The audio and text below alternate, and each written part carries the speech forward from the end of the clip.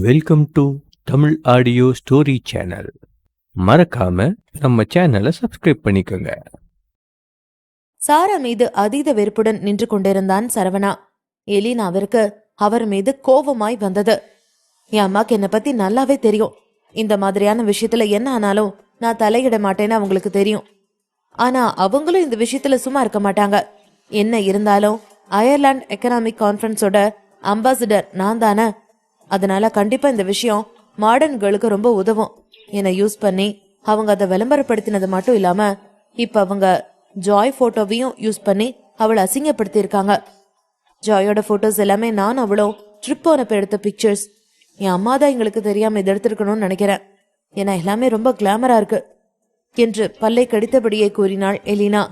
தனக்கு இப்படி ஒரு அம்மாவா என்று நினைத்து கூனி குறுகி நின்றாள் எலினா. அவளுக்கே அசிங்கமா இருந்தது. தன்னை இப்படி செய்திருந்தால் கூட அது அவளுக்கும் அவள் அம்மாவிற்குமான விஷயம் என முடிந்திருக்கும். இதில் அவளின் தோழியையும் சேர்த்ததுதான் எலினாவிற்கு மன கஷ்டத்தை கொடுத்தது. சரவணன் கோபத்தில் கைகளை இறுக மூடினான். ஜாயை விருப்பமில்லாமல் ஆபாசமாய் படம் எடுத்து இப்படி பத்திரிகையில் போட சாராவிற்கு எவ்வளவு தைரியம் இருக்க வேண்டும் என்று மனத்தில் கடுகடுத்தான் சரவணா. எலினாவும் சரவணாவும் அதற்கு மேல் பேசாமல் இருவரும் ஜாய் இருக்கும் வில்லாவிற்கு வந்து சேர்ந்தார்கள். வெளியே தோட்டத்தில் சாரா குரலும் இன்னொரு நபருடைய குரலும் தெளிவாக கேட்டது. மிஸ்டர் ஆதிசேஷன், இது ரொம்ப ஓவரா இருக்கு. பீனிக்ஸ் குடும்பத்துல இருக்கிற எல்டர் ஃபேமிலிய அவ சேர்ந்தவன்னு நீங்க சொன்னதுக்கு அப்புறம் தான் எனக்கு தெரியும். நீங்க இத சொல்லாம இருந்திருந்தா நான் நம்பி இருக்க மாட்டேன். ச்சே, எப்படி அவளால இப்படி நடந்துக்க முடியுது? என் பொண்ணு எப்பவுமே ஜாய் அவளோட பெஸ்ட் ஃப்ரெண்டா தான் பாக்குறா. ஆனா அவ அப்படி பாக்கல போல. மாடர்ன் கேர்ள் பியூட்டி கான்டெஸ்ட்ல என் பொண்ணு எடுத்த அவ இடத்துக்கு நினைக்கிறா போல. இது மூலமா அவ ஃபேமஸ் ஆகலான்னு நினைக்கிறாளா? சின்ன பொண்ணா இருக்காளே, ரொம்ப நல்லவ நினைச்சேன். ஆனா இப்படி ஒரு காரியத்தை பண்ணுவான்னு நான் நினைக்கவே இல்ல. அவளுக்கு ஃபேமஸ் ஆகணும்னா ஃபேமிலியில அவ இடம் என்னன்னு அவளுக்கு தெரிஞ்சிருக்க வேணாமா? இதனால அவ ஃபேமிலிக்கு தானே அசிங்கம். அவ ஃபேமஸ் ஆகிறதுக்கு என்னோட பொண்ணோட போட்டோஸுக்கு பதிலா அவ போட்டோஸ மாத்தி வச்சிருக்கா. இப்படி எல்லாமா இருப்பா என்று நாக்கில் நரம்பில்லாமல் இஷ்டத்துக்கு பேசினார் சாரா. அவர் பேச்சிலேயே திமிர் நிறைந்திருந்தது. இதை கேட்டுக்கொண்டிருந்த சரவணா பெரிதாய் அதர்ந்தான். சாரா மட்டும் எலினாவின் அம்மாவாக இல்லாமல் இருந்திருந்தால் இந்நேரம் அவரை அவன் சப்பென்று அறைந்திருப்பான். இப்ப அவ எங்க இருக்கா? நான் அவளை திரும்ப கூட்டிட்டு போறதுக்காக தான் இங்க வந்திருக்கேன் என்று பீனிக்ஸ் குடும்பத்தில் இருந்து வந்த ஆதிசேஷன் கூறினார். அவர் முகம் இறுக்கத்திலேயே இருந்தது. ஓ, நடந்த விஷயத்துக்காக மன்னிப்பு கேட்காம இங்க இருந்து அப்படியே போகலான்னு பாக்குறீங்களா? அவ பண்ணினது எவ்வளவு பெரிய வேலைன்னு தெரியுமா? மொத்த அயர்லாண்டுலயும் மாடர்ன் கேர்ள் பியூட்டி கான்டெஸ்ட பாத்துட்டு வர எல்லாருக்குமே நேரம் பீனிக்ஸ் குடும்பத்தை சேர்ந்த பொண்ணு என் பொண்ணோட இடத்தை எடுத்துக்கிட்டான்னு தெரிஞ்சிருக்கும் என்று கடுப்புடன் கூறினார் சாரா. இதை கேட்ட எலினாவிற்கு மயக்கம் வராத குறையாக இருந்தது. பொய்க்கு மேல் பொய்யாக தன் அம்மா கூறுகிறாரே, எப்படி இதனை ஜாய்க்கு தாம் விளக்குவோம் என்று யோசித்தாள். ஒரு நொடி அமைதியானார் ஆதிசேஷன். இந்த விஷயத்துக்காக நான் காம்பன்சேட் பண்ணணும்னு நினைக்கிறியா என்று எரிச்சலுடனே கேட்டார். அவருக்கு சாரா பேசுவது கொஞ்சமும் பிடிக்கவில்லை. ஆமா, அப்படியே சும்மா போயிடுவீங்களா? அயர்லாண்டோட எக்கனாமிக் கான்ஃபரன்ஸுக்கு என் பொண்ணு தான் அம்பாசிடர். நீ யாருன்னு எனக்கு தெரியும். மைட்டி 7ல இருக்கிற ஒருத்தருக்கு கீழே தானே நீ வேலை பாக்குற. என்ன இருந்தாலும் செபஸ்டின் குடும்பத்துக்கிட்ட பிரச்சனை பண்ணலான்னு நினைக்காத. எங்களுக்கு பின்னால ரொம்ப பவர்ஃபுல்லான குடும்பம் ஒன்று இருக்குது.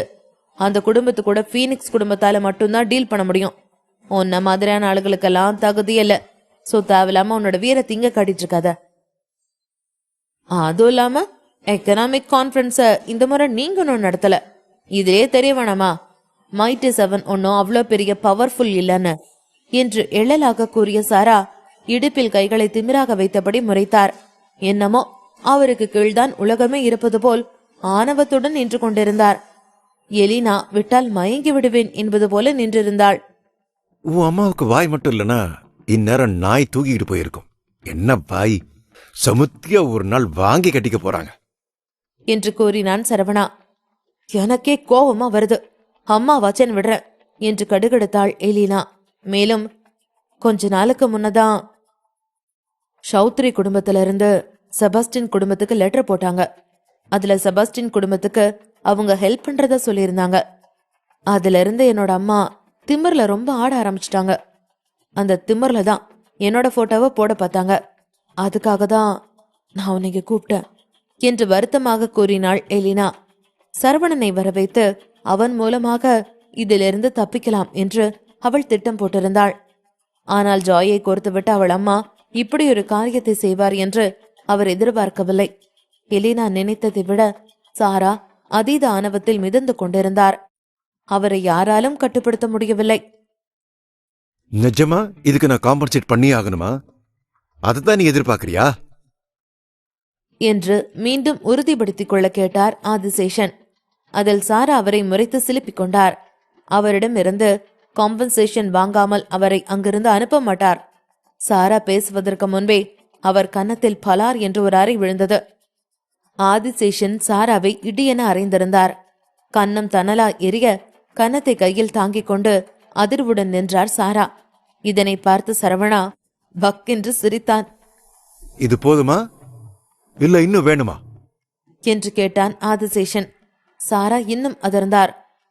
எவ்வளவு திமிர் இருந்திருந்தா என்னைவே அரைஞ்சிருப்ப என்று கடுகடுத்தார்.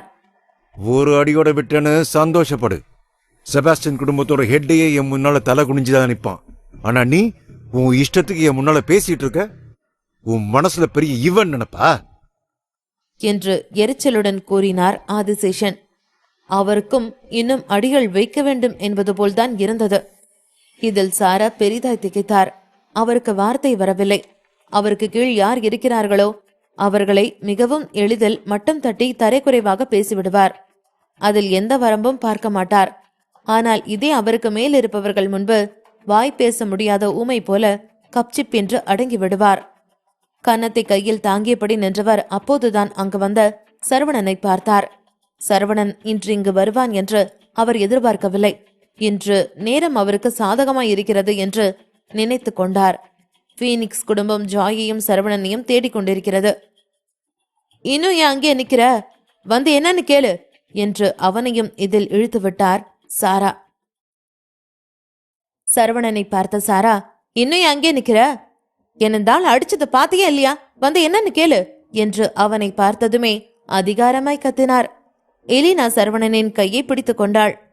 நான் இதை பாத்துக்கிறேன் என்று கூறி அவனை போக வேண்டாம் என்பது போல் கூறினாள். அதில் மறுப்பாக தலையசித்தான் சரவணா. தேவையில்ல, உன் அம்மாவுக்கு இருக்கு என்று கூறியபடியே விறுவிறுவென அவரை நோக்கி நடந்தான் சரவணா. சாரா அவனை வெறுப்புடன் பார்த்தார். சரவணா அவரிடம் சென்றதுமே அவர் முகத்தில் அந்த மேகசினை விட்டெறிந்தான். இந்த வேலையை பண்ணது நீங்க தானா என்று கோபத்துடன் கேட்டான் சரவணா. முகத்தில் இருந்த காகிதத்தை எடுத்து எறிந்த சாரா, எவ்வளவு திமிர் இருந்திருந்தா ஏன் மூஞ்சியிலே இதை போட்டிருப்ப என்று ஆக்ரோஷமாய் கேட்டார். நான் உங்ககிட்ட கேள்வி கேட்கணும், எனக்கு அதுக்கு பதில் வேணும் என்று எரிச்சலுடன் கூறினான் சரவணா. எலினா போட்டோவிற்கு பதிலாக ஜாய் போட்டோவை மாற்றி பெரும் குற்றம் செய்துவிட்டார் சாரா. செய்வதையும் செய்துவிட்டு இப்போது ஜாய் மீதே பழி சுமத்துவதை அவனால் பொறுத்து கொள்ள முடியவில்லை. சாரா புரியாத புதிர் போல முகத்தை வைத்துக் கொண்டார். என்ன, நீ எதை பத்தி பேசுற? எனக்கு ஒன்னும் புரியலையே என்று முகத்தை வேறு பக்கம் திருப்பிக் கொண்டு குழப்பமாய் இருப்பது போல நடித்தார் சாரா. சரவணனுக்கு ஆத்திரமாய் வந்தது. எலினா சாரா முன்பு வந்து நின்றாள். மா, இத நீங்க பண்ணீங்களா இல்லையா? அப்படி நீங்க பண்ணியிருந்தா ஒழுங்கா ஒத்துக்கோங்க என்றாள். என்ன நான் பண்ணனா? நீ என்ன நம்பலையா என்று இறுகிய முகத்துடன் கேட்டார் சாரா. மேலும், ஒத்துக்கிற, நான் இப்பவுமே அதிகமா தான் பேசுவேன். ஆனா நான் இந்த விஷயத்த பண்ணியிருந்தா நான் பண்ணினேன்னு ஒத்துக்க போறேன். நான் ஏன் தேவையில்லாம நடிக்கணும் என்று கேட்டார் சாரா. அதை கேட்டதும் தன் அம்மாவை நம்ப முடியாமல் பார்த்தாள் எலினா. ஒரு நொடி யோசித்தவள் பின் தனது போனை எடுத்து அதில் இருக்கும் போட்டோஸை எடுத்தாள். அதில் அவர்கள் சில நாட்களுக்கு முன்பு ட்ரிப்புக்கு சென்றிருந்த போது எடுத்த புகைப்படங்கள் இருந்தது. அதனை சாராவிடம் காட்டிய எலினா, நம்ம 3 பேரும் இந்த ஐலாண்டுக்கு போனதை மறந்துட்டீங்களா? நம்ம அங்க போறதுக்கு முன்னாடி கூட டூர் கைடு அது ஒரு பிரைவேட் ஐலாண்ட், அதனால இந்த வாரம் நம்ம மட்டும்தான் அவர் சொன்னாரு. மொத்த ஐலாண்ட்லயும் நாம மட்டும் இருக்கிறப்போ இது எப்படி நடந்திருக்கும் என்று சரியாக கேட்டாள் எலினா. இதை கேட்டதுமே உறைந்தார் சாரா. அவருக்கு எதிரான ஆதாரம் மிகவும் சரியா இருக்கிறது. வசமாய் மாட்டிக்கொண்டார். ஆனால் அவ்வளவு எளிதில் சிக்கிக் கொள்வாரா என்ன? அப்படிப்பட்ட ஆளா அவர்? எலினா காட்டிய ஆதாரத்தையும் தாண்டி இன்னமும் உண்மையை மறுக்க பார்த்தார். யாருக்கு தெரியும், ஒருவேளை இது ஜாய் இதுக்கு முன்னாடியே அங்க போயிருந்தாலும் என்னவோ. அவ போயிருக்க மாட்டான்னு என்ன நிச்சயம் என்று கேட்டார் எலினா. அதில் எலினாவிற்கு இன்னும் கோபம் வந்தது. இதுவரை அவங்க போனது இல்லைன்னு அவ சொல்லியிருக்கா. அதுவும் இல்லாம இதுக்கு முன்ன போனவ அதே ட்ரெஸ் அதே மாதிரி போஸ்ல நம்ம கூட அவ கொடுப்பாளா என்று அழுத்தமாய் கேட்டாள் எலினா. இன்னமும் தன் அம்மா உண்மையை மறைக்க பார்க்கிறாரே என்ற கோபம் அவளுக்கு. சாராவிற்கு சமாளிக்க தெரியாது. என்ன அவன் சொன்னான நீ அதை நம்புறியா? அவ சொன்னதை நம்புவ, ஆனா நான் சொன்னதை நம்ப மாட்டியா? உன்னை கஷ்டப்பட்டு பெத்த அம்மா நான் சொன்னதை நம்புவியா, இல்ல எவ்வளவு ஒருத்தி ஃப்ரெண்டுன்னு இருக்காளே அவளே நம்புவியா என்று பேச்சை மாற்ற பார்த்தார் சாரா. எலினா அவரை நம்ப முடியாமல் பார்த்தாள். என்ன ஆனாலும் உண்மையை ஒப்புக்கொள்ளும் மனப்பான்மையை அவருக்கு இல்லையே என்று நினைத்தாள். இதில் புதிதாய் அவர் அம்மா புராணம் பேச அவள் அயர்ந்து போனாள். இத மட்டும் நல்லா சொல்றீங்களே, என்னைக்காவது நீங்க எனக்கு அம்மா மாதிரி நடந்திருக்கீங்களா என்று கேட்டாள் எலினா. அதில் உடனே வெடுக்கென்று எழுந்து நின்றாள் சாரா. என்ன சொன்ன என்ன சொன்ன? என்னை பார்த்து என்ன கேள்வி கேட்டுட்ட? எப்படி உனக்கு என்ன பார்த்து இப்படி கேள்வி கேட்க தோணுச்சு? இப்ப புரியுது. தோ உன் கூட ஒட்டிட்டு வந்திருக்கானே, இவன் குடுக்கிற தைரியத்துல தானே இப்படி பேசுற என்று சரவணனை பார்த்து கூறினார் சாரா. அது சரி, என்னடா வண்டி இன்னும் நம்ம பக்கம் திரும்பலையேன்னு பார்த்தேன். ஆரம்பிச்சிருச்சுல்ல. இவங்கள மாதிரி மூளையே இல்லாத ஆளை நான் பார்த்ததே இல்லை. மூளையே இல்லாம எப்படி உயிர் வாழலான்னு இவங்கள வச்சுதான் கதை எழுதணும் போல என்று மனதில் சலிப்பாக நினைத்து கொண்டான் சரவணா. அவனுக்கு தெரியும் இப்போதும் சாரா கடைசியாக தம்மிடம் வருவார் என்று. அதே நேரம்தான் எலினாவின் அப்பா ஃப்ரெட்ரிக் வாசல் பக்கம் வந்தார். அடுத்த ஆளு சிக்கிட்டாருல்ல என்று மனதில் கமெண்ட் அடித்தான் சரவணா. அவனுக்கு நடக்கும் கூத்தை வேடிக்கை பார்க்க சுவாரஸ்யமாயிருந்தது. ஃப்ரெட்ரிக், ஒழுங்கு மரியாதை இங்க வாயா என்று அவரை பார்த்ததுமே கத்தினார் சாரா. உடனே வேகமாய் அவரிடம் வந்தார் ஃப்ரெட்ரிக். தன் மனைவியின் முகத்தில் அரைந்த கைத்தடம் இருக்க அவர் லேசாய் அதிர்ந்தார். வேகமாய் அவரிடம் ஓடியவர் அப்போதுதான் அங்கு சரவணன் இருப்பதையும் கண்டார். ஃப்ரெட்ரிக் இன்னும் பெரிதாய் குழம்பினார். அவருக்கு என்ன நடக்கிறது என்று புரியவில்லை. என்ன நடக்குதுங்க என்று திகைப்புடன் கேட்டார். ஏன் உனக்கு பார்த்தா தெரியலையா? உன் பொண்டாட்டி அடிச்சிருக்கான், கண்ணு தெரியல என்று இருக்கும் கோபத்தில் ஃப்ரெட்ரிக் பக்கம் திரும்பினார். ஃப்ரெட்ரிக் ஒரு நொடி அமைதியானார். எனக்கு தெரியுது, நானும் பாக்குறேன், அதனாலதான் கேட்டேன், உன்னை அடிச்சது யாரு என்று கேட்டார். ஏயா உனக்கு கண்ணு தெரியலையா என்று கோபத்தில் கத்திய சாரா தரையில் அமர்ந்து கொண்டு பிடிவாதம் செய்தார். முதலில் ஆதிசேஷனை பார்த்தவர் பின் சரவணன் பக்கம் திரும்பினார் சாரா. என் மேல வேற யாரு கை வச்சிருப்பாங்க? தோ நீ பெத்தியே ஒருத்தி, அவ இழுத்துட்டு வந்தவன்தான். இந்த சரவணன் தான் என்ன அடிச்சான் என்று அப்படியே சரவணன் மீது பழியை போட்டார் சாரா. இதை கேட்டு ஆதிசேஷன் உள்பட அனைவரும் திகைத்தார்கள். ஆதிசேஷன் தன் முன்னே கூச்சமே இல்லாமல் இப்படி பொய் கூறுகிறாளே என்று அருவருப்புடன் பார்த்தார். எலினா பெரும் அதிர்ச்சியில் இருந்தாள். முதலில் ஜாய் மீது அவர் அனாவசியமாக பழி போட்டது மட்டுமில்லாமல் இப்போது சரவணன் மீது பழி சுமத்துகிறாரே என்று பார்த்தாள். சரவணன் இன்னும் அதிர்ந்தான். அவன் இந்த ட்விஸ்டை எதிர்பார்க்கவே இல்லை. தன்னை இழுக்காமல் சாரா ஓய மாட்டார் என்று அவனுக்கு நன்றாய் தெரியும். ஆனால் அடிக்காமலேயே தன் மீது பழி போடுவதை அவனால் ஏற்றுக்கொள்ள முடியவில்லை.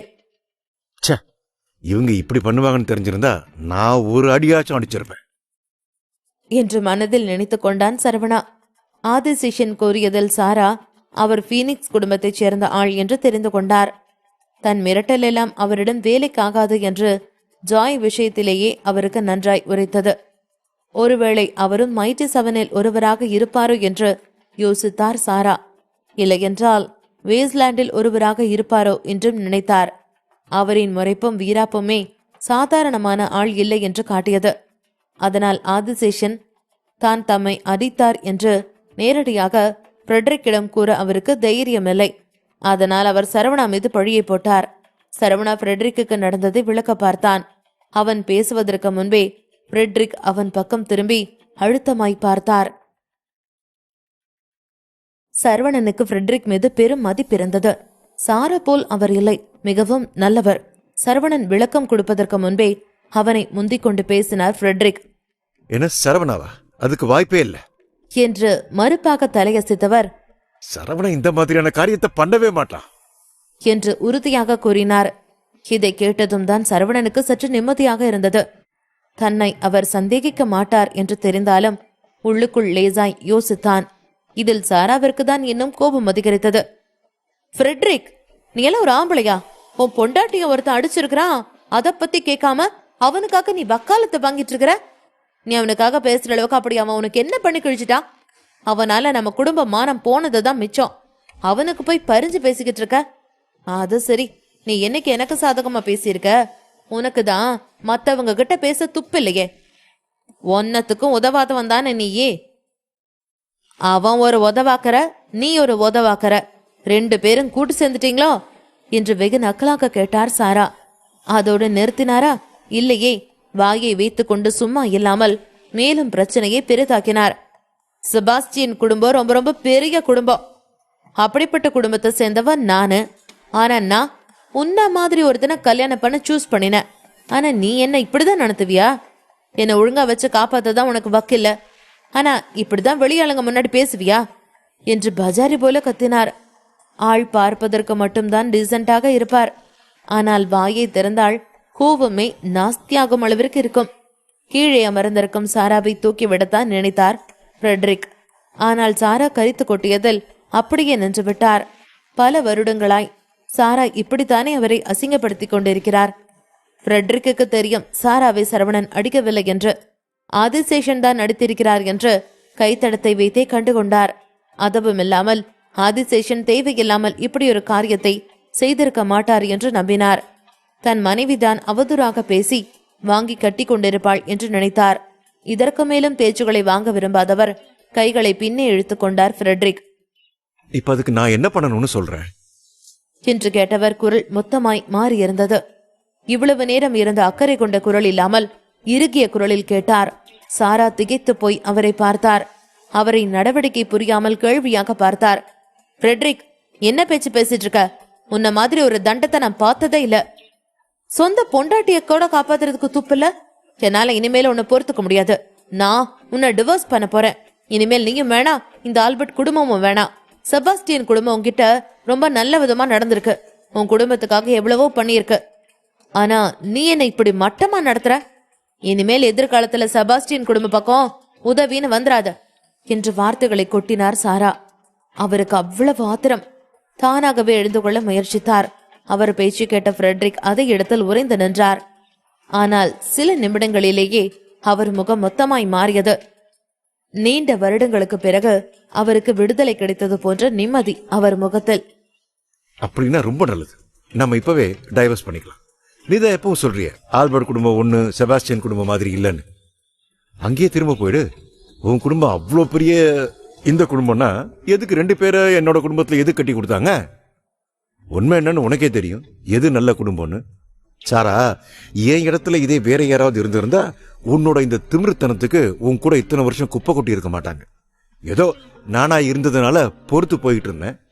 எனக்கு தெரியும் நீ ஏதாவது பண்ணி பெருசா வளரணும்னு நினைக்கிறேன்னு. அதனால்தான் நான் உன்கிட்ட ஆல்பர்ட் குடும்பம் பிசினஸையே கொடுத்து மேனேஜ் பண்ண சொன்னேன். ஆனா உன்கிட்ட எந்த ஸ்கில்ஸும் இல்லை. பிசினஸை பத்தி உனக்கு எந்த அறிவும் இல்லை. பவர்ஃபுல்லான ஆளுங்க கிட்ட ஐஸ் வச்சு பேசி காரியத்தை சாதிக்கலாம்னு நினைச்சிட்டு இருக்க. எல்லாத்தையும் பண்ணிட்டு இப்ப நீ உன்னால ஆல்பர்ட் ஃபேமிலி பிசினஸ் நாசமா போகலன்னு சொல்ற. உனக்கு எது நியாயமா இருக்க? அது சரி, நியாயம் மனசாட்சி எல்லாம் உன்கிட்ட ஏது? சரிவா, உனக்கு டைவர்ஸ் தானே வேணும். இன்னைக்கே நாம அதை பண்ணலாம். இன்னைக்கே நான் உன்னை ஒடிச்சு கட்டிடுறேன்.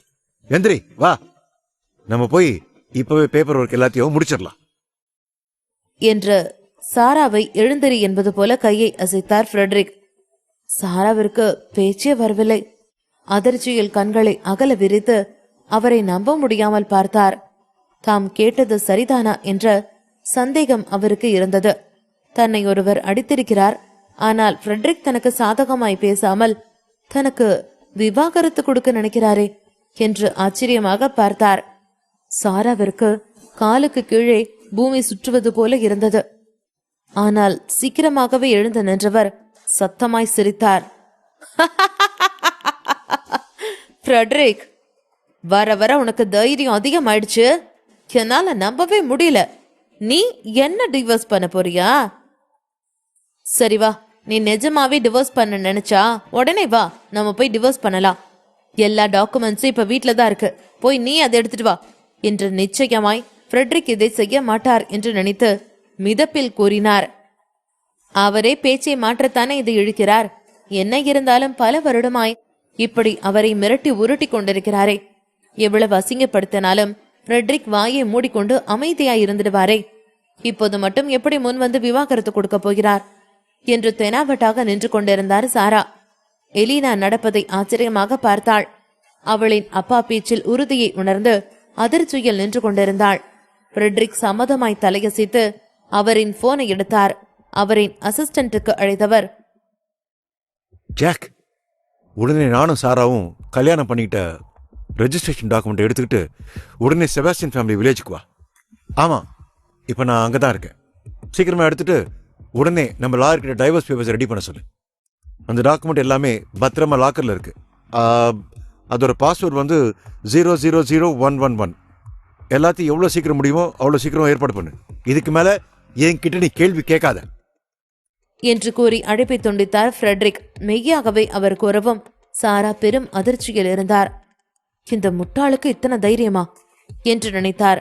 நிஜமாலுமே என்ன நீ டிவோர்ஸ் பண்ண போறியா என்று நம்ப முடியாமல் கேட்டார் சாரா.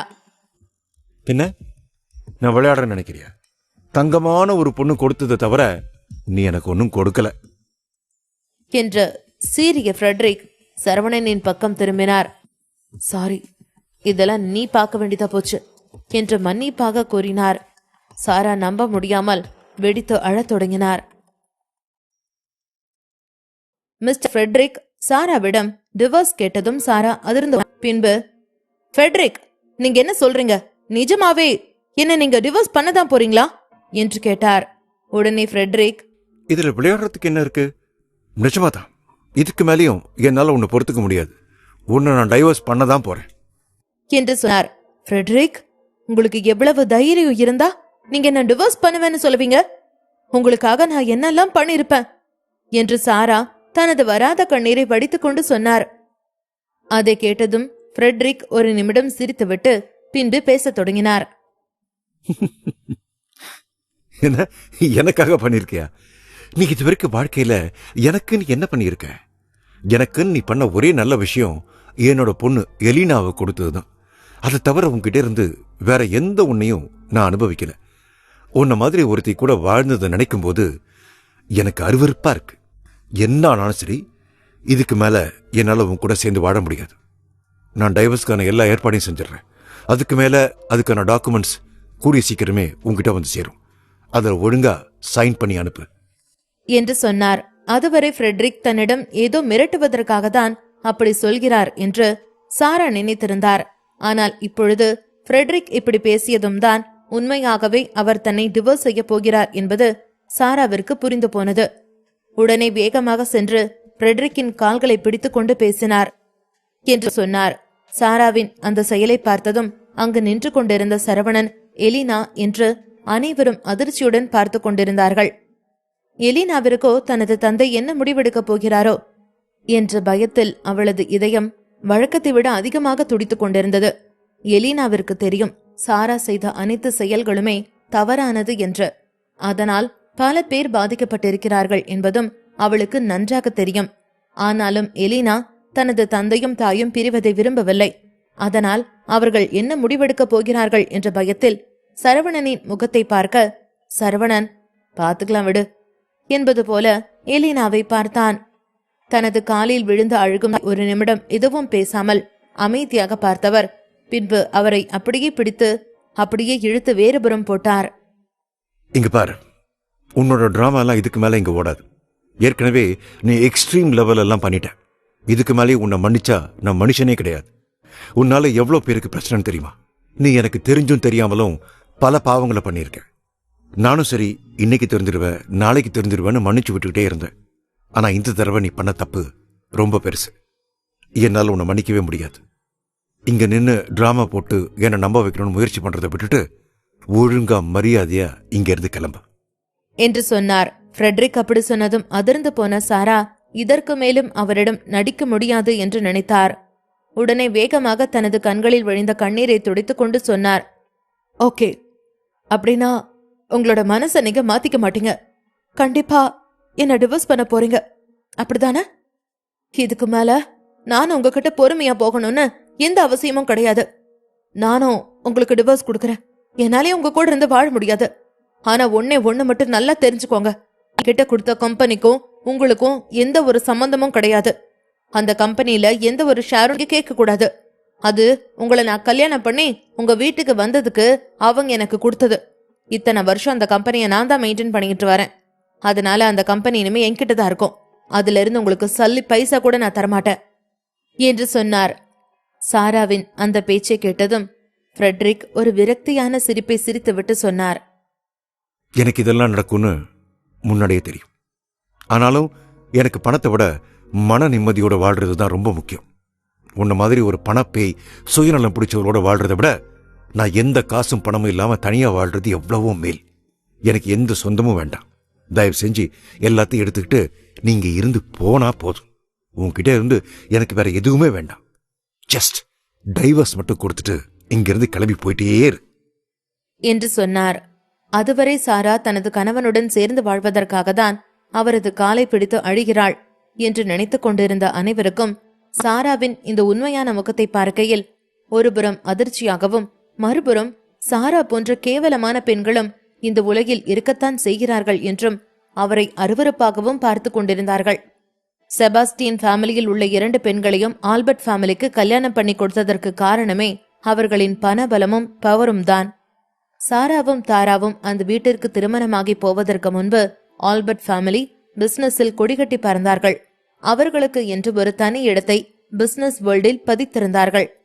செபாஸ்டியன் ஃபேமிலியைச் சேர்ந்த தாராவும் சாராவும் எப்பொழுது அங்கு திருமணமாகி சென்றார்களோ அப்பொழுது அவர்களது பிசினஸ் கொஞ்சம் கொஞ்சமாக சரிய தொடங்கியது. நாளாக ஆக அந்த 2 பெண்களின் பணத்தாசி கூடிக்கொண்டே போனது. அதன் விளைவாக அவர்கள் செய்யக்கூடாத பல காரியங்களில் ஈடுபட்டு வந்தார்கள். அதனால் ஆல்பர்ட் ஃபார்ம் கொஞ்சமாக சிதைந்து கொண்டிருந்தது. ஒரு கட்டத்திற்கு மேல் அவர்களது பேராசை இன்னும் அதிகரிக்க அவர்கள் ஆல்பர்ட் ஃபேமிலியின் பல சொத்துக்களை தங்களது செபாஸ்டியன் ஃபேமிலிக்கு மாற்றினார்கள். தங்களது குடும்ப மருமகள்களை நம்பி ஆல்பர்ட் ஃபேமிலி அனைத்து பிசினஸையும் அவர்களது மருமகளிடம் ஒப்படைத்தார்கள். ஆனால் அவர்கள் தங்கள் புகுந்த குடும்பத்திற்கு துரோகம் செய்து பிறந்த குடும்பத்தை வாழ வைத்தார்கள். அதன் விளைவாக ஆல்பர்ட் ஃபேமிலியை விட செபாஸ்டியன் ஃபேமிலி பிசினஸில் கொடிகட்டி பறக்க ஆரம்பித்தது. தற்பொழுது வரை சாரா அனைத்து பிசினஸையும் தனது கையில் எடுத்துக்கொண்டு ஃப்ரெட்ரிக்கை ஒரு சாவி கொடுத்தால் ஆடும் பொம்மை போலவே பாவித்து ஆட்டி வைத்துக் கொண்டிருந்தார்.